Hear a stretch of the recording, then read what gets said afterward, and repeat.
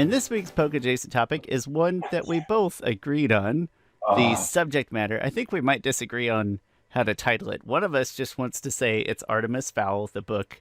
The other one of us wants to say why Artemis Fowl, the book, is better than Harry Potter, the book.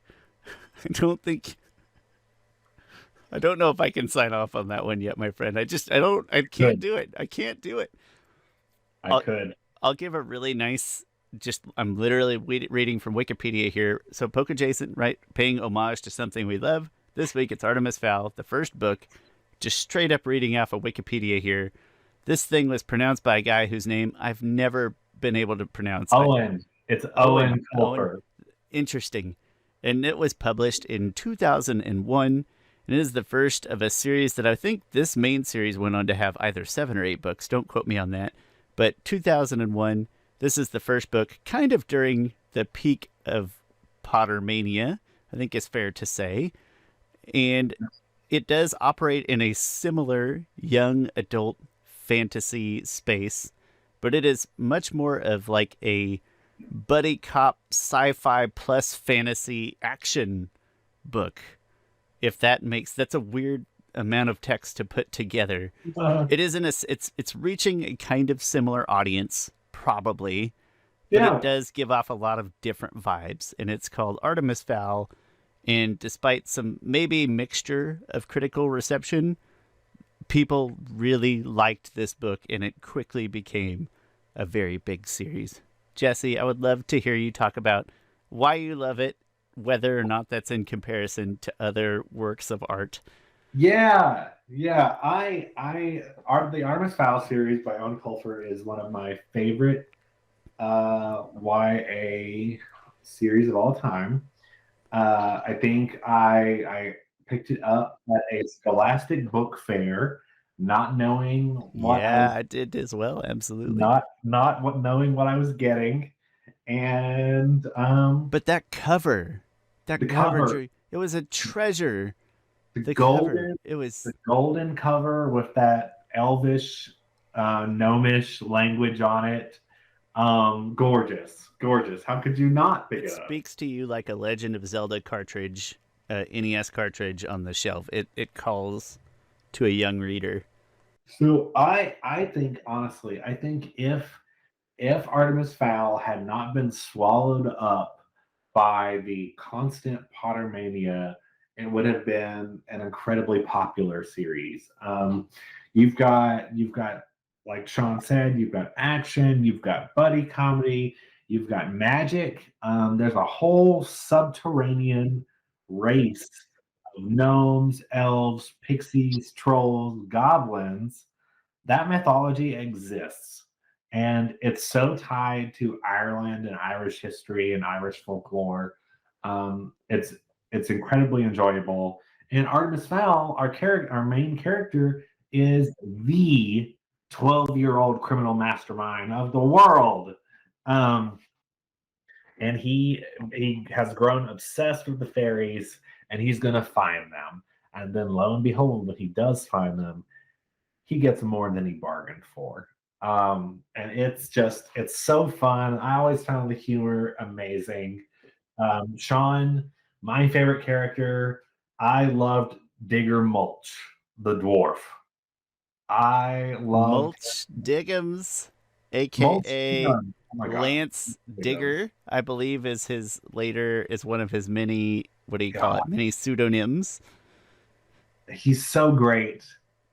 Just the fact that dwarves in this world, they they chew through the earth, and they wear pants that have a flap so they can expel the dirt as it's going through their mouth. It's just I so I did really really like the first book. Not as much as I liked Harry Potter. I'm going to try to keep my focus in the first book here. I did really like the first book, but the thing that in my mind did keep it below Harry Potter, that is like that when you read in Harry Potter you knew there was going to be 7 years, like you knew what the arc was. It was almost like an Avatar the Last Airbender thing, which if you know me, you know I love, but you can like sense the end, like you can see the full circle of where the story was going to go. Whereas Artemis Fowl, when I read that book and I liked that book, there was kind of a nice excitement to, I don't know where it's going to go next. But there's also, what am I trying to say here? That also, it's like it was missing the hook, though, to keep me coming back. It wasn't, oh, well, I know next year they're going to go into year 2. It's, first of all, is this book going to be popular enough to get a sequel? I think that was a fair question at the time, right? Because you don't know. And then second of all, is like what are they going to do to kind of top this first very exciting but very contained adventure? Whereas Harry Potter like had me on the train, pun intended, for all 7 years, like right out of the gate. Like I knew at that point already that I had to see this bigger picture to fill out the lore. But if you know me, you know that I like campy humor and I love mediocre action movies. So I have no qualms in saying that reading this did feel like the tone was speaking to Shawn. I typically prefer a high fantasy to a sci-fi, like a pure high fantasy to a sci-fi, but the tone of this absolutely gripped me 100%. Pretty much not right away, because it doesn't start off extremely engaging in that sense, right? What are you talking about? It warms up. He goes to Vietnam and talks to a but fairy. It's not.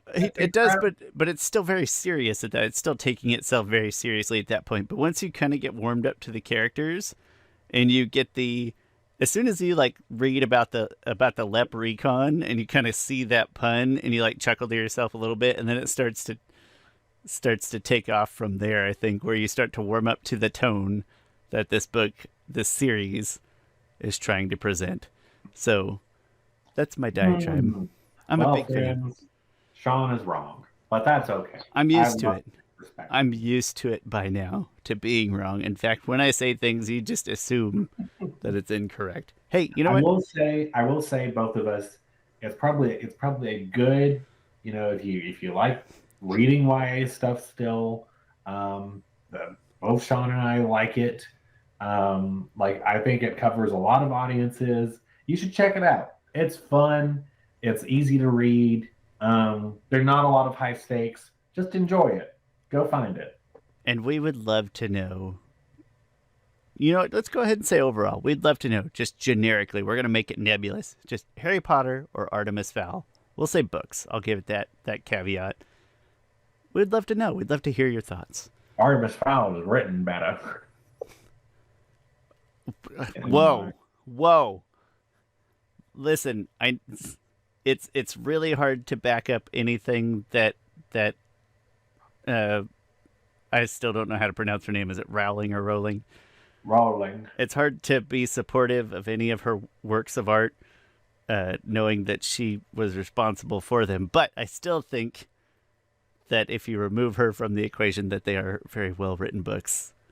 But they're also an insane fad that maybe in 10 years we'll look back and be like, how was that a thing? But Jesse, we're already like 14 years out, so maybe not. We're already a long ways out. I would say it's here to stay, my friend. The Legos in the back of my room are here to stay, right? It's here to remind me forever.